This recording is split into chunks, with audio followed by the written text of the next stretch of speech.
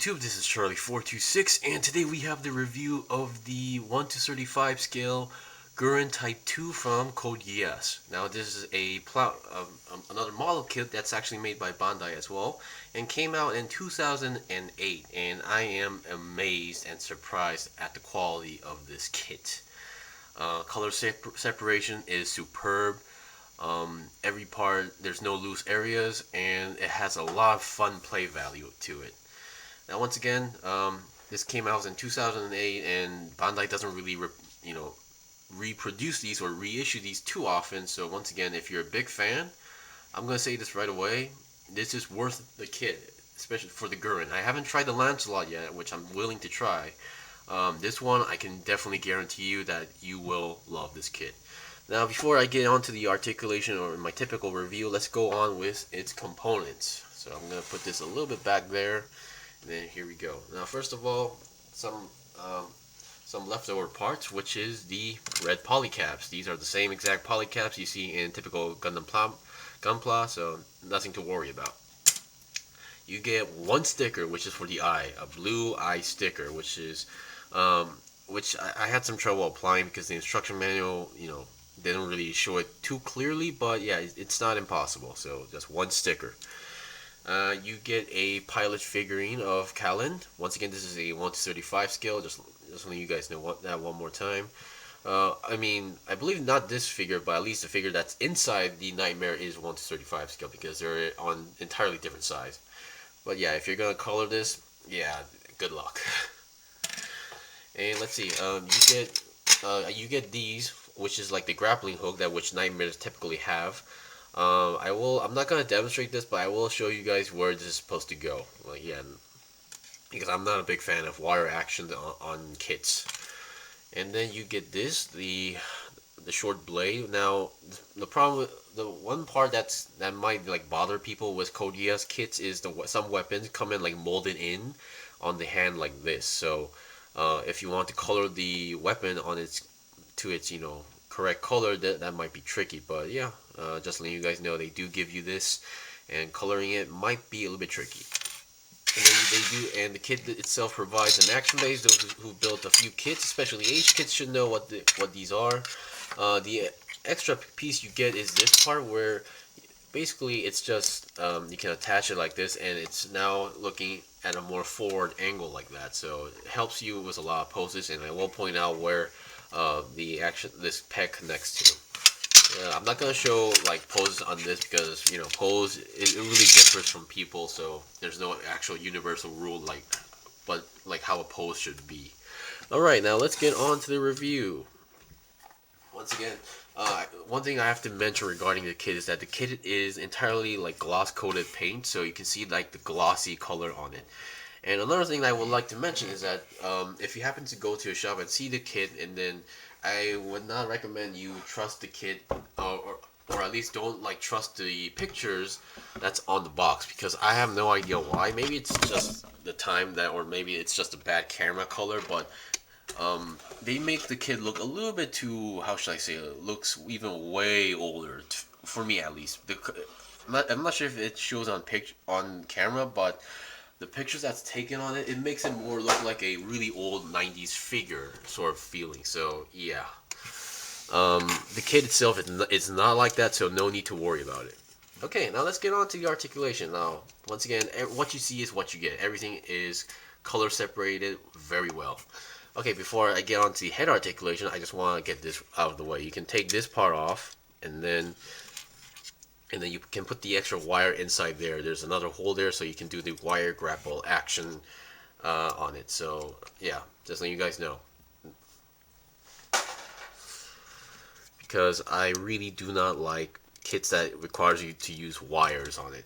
Okay, for the head articulation, it's pretty decent. Once again, this came out around 2008, so it's very good for its time. Even up to today, I'm gonna say that it can go down that much, up that much, and despite it's twisting at 360 is actually possible, but I don't know why you would do that at the first place. And once again, before I actually go on to the shoulders, you have this gigantic yellow block on the back, which is actually the cockpit section for the kid, or the pilot seat. You can take this part off and then reveal the pilot figure. Now there's pegs on arms and on the feet, so they're pretty much stuck in there in place. Of course, some parts will try to pop out, but not a big deal. You won't be taking this part out unless you're trying to paint it one more time. So that's that, and they plug in like you can plug in like that, in very stiff connection. Okay, now I almost forgot, for those who are and those who still don't know how tall this thing is, despite mentioning the scale, here is next to a typical HG kit 1 to 144 Gundam local type. Now it's because of my leg position, but still the Nightmare kits are a little bit taller than the typical HG kits. So if I put it like this, there you go. Yeah, it's a little bit taller, but you can now get a general idea how tall these kits are. Okay, for the shoulders, they're pretty good. I mean, they can move forward and backward like that. And for the arms, can go 360 because the main arm is connected to a peg right like that, and can go up and down a little bit. I mean, the entire arm itself. And then the arm can go more than 90 degrees. And then there's another once again 360 able there, and then you can twist this part as well, another 360, and then you can also twist this part, another 360 as well. However, the bend for this arm that doesn't have anything, yeah, it goes less than 90 degrees, so don't force it. And the hands are your typical ball jointed hands, and you can also see the built-in machine gun cannon, I believe. But yeah, it's on the arm, so good to know it's there. And if you don't like the open hand, you can always use this one. There's no actual individual fist for the hand, which is kind of a shame, but oh well. The kit isn't that expensive. Well, $24, so give or take. But this is what it's worth, if you ask me. Okay, for the other arm, the main shoulder section is pretty much the same, or has the same amount of articulation.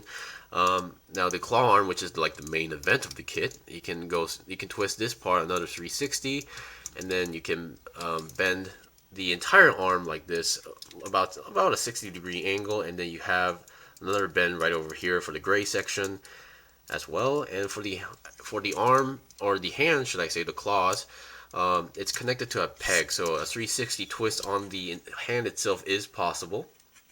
And then you can also bend the hand 90 degrees inside or outside.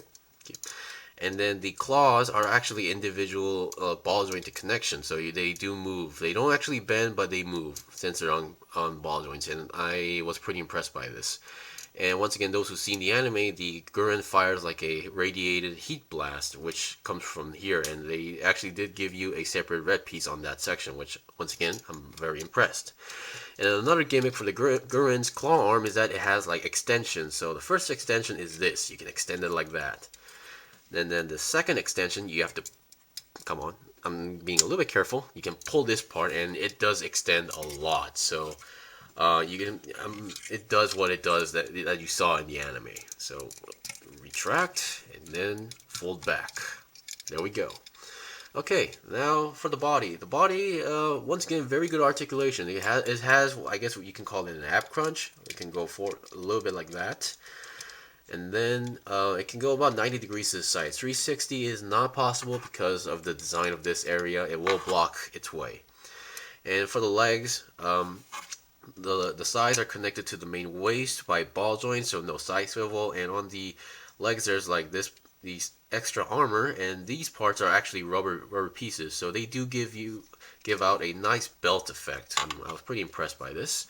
And despite that, it doesn't really hinder the articulation on the legs, and nor does it fall off that easily. So the legs can go more than 90 degrees since there's no front, back, side skirt or anything. Well, technically, I guess you can call this a side skirt, but more, I'm gonna say just side armor.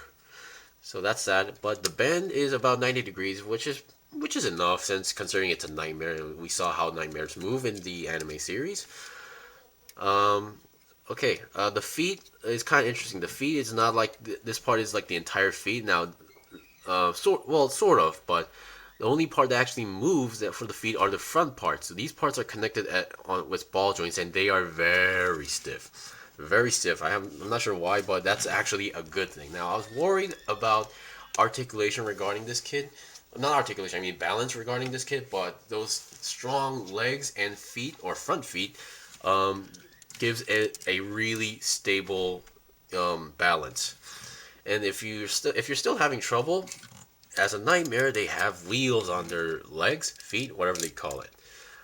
And there you go. And these parts do rotate, but these are actually rubber pieces, not plastic. So what it does is that once you open the wheels, and you put it on the ground, it gives you a firm balance, because the rubber, like, it gives like additional, flat surface and stuff. So you won't have any balance issues with the Guren. I can guarantee that part.